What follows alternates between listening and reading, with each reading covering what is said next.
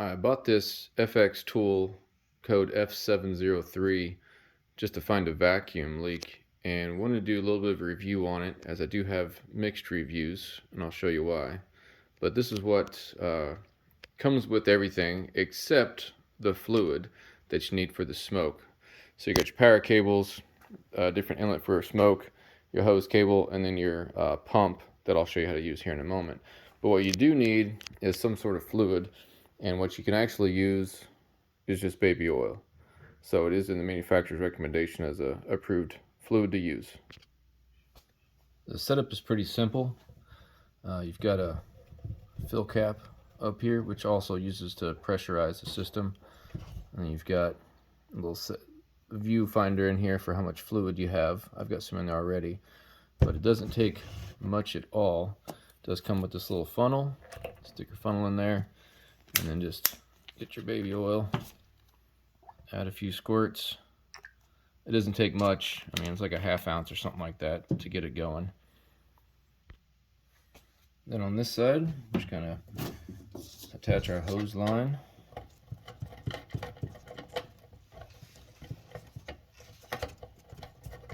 It's got a little cloud of smoke next to it to show smoke, but it's the only place it actually goes.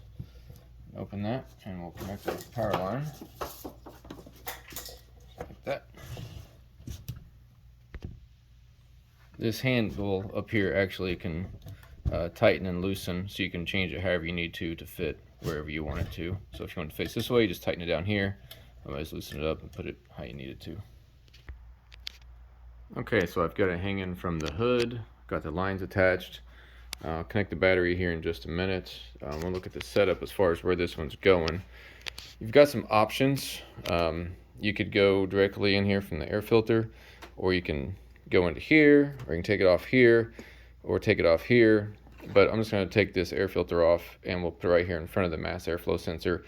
This way we've got everything included that could possibly have a leak in it. So there's a couple different tools for this. This cone version is good for big areas, except the mass airflow sensor is sitting right in here, so it won't go in all the way. So we're going to put that aside, and we'll use this ball valve one like you'd use for like a pressure cuff. So it just slides in here, and here's the mass airflow sensor touching it right now. So let's see how far so that's as far as you can go. Let's blow it up and see if it holds. Alright, so I've got the end of this just touching right against the mass airflow sensor. This just has a press type release, so we're just going to squeeze it and make this thing pump up.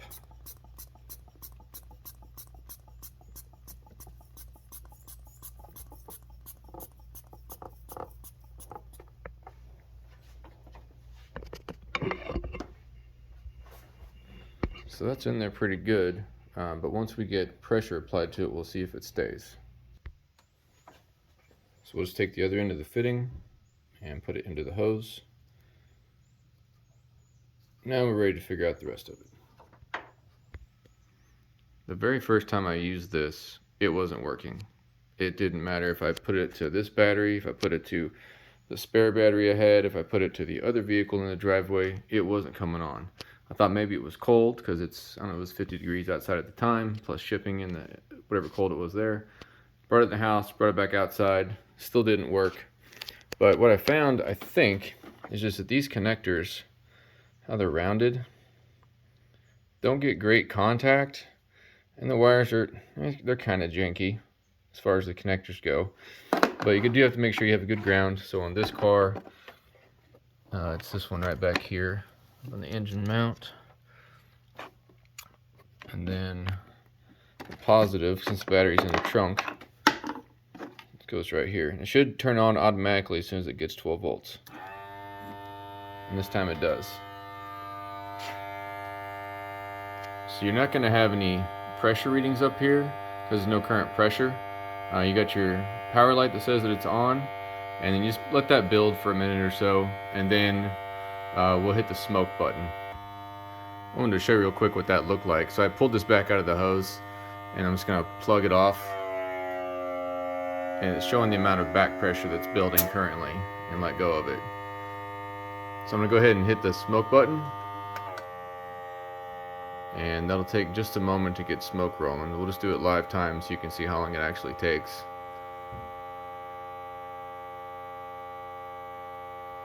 Okay, now we're starting to get some stuff coming out.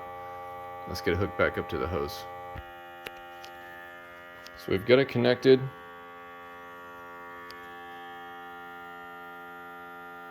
That seems to be holding okay, but right here you can see there's smoke coming out of it.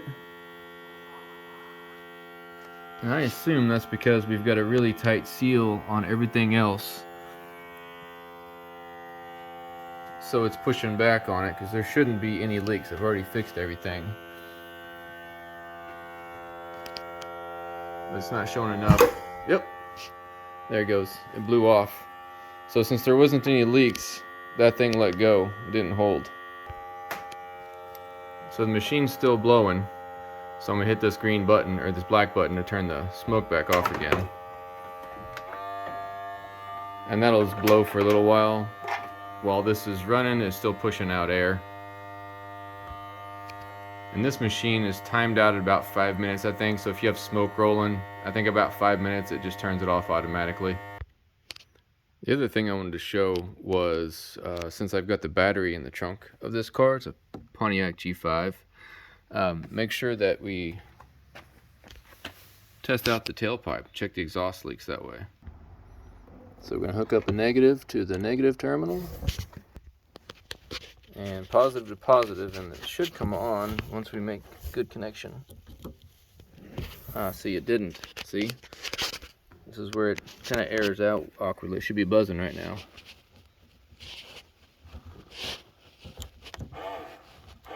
Hear it bumping?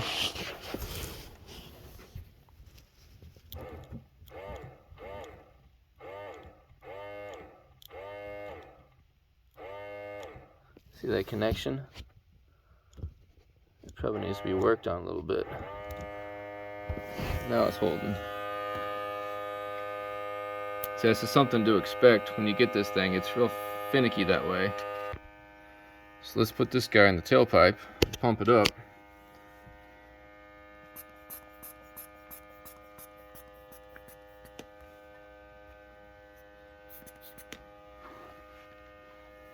And we'll connect our hose again. Let's hit our button.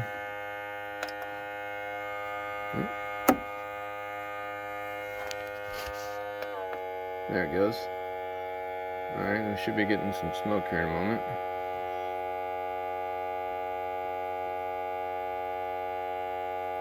There we go. Good and smoky. Now let's attach it to our hose.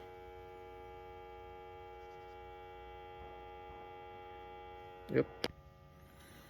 So it takes a few minutes to fill this pipe, but one thing I'll tell you is I did find I had an exhaust leak coming from the top of the exhaust. So I just got some of that liquid weld and smeared it all over the top, and it hasn't had a leak since then. And there's one more place I found I had to fix. So my secondary leak, actually my primary problem leak for the P0171 code I was looking for, was this connecting piece I had, because I had to fix the broken pipe. So anyway, it's now no longer leaking, but it's a good thing I had my leak detector, because you can tell that there was just a ton of smoke coming through.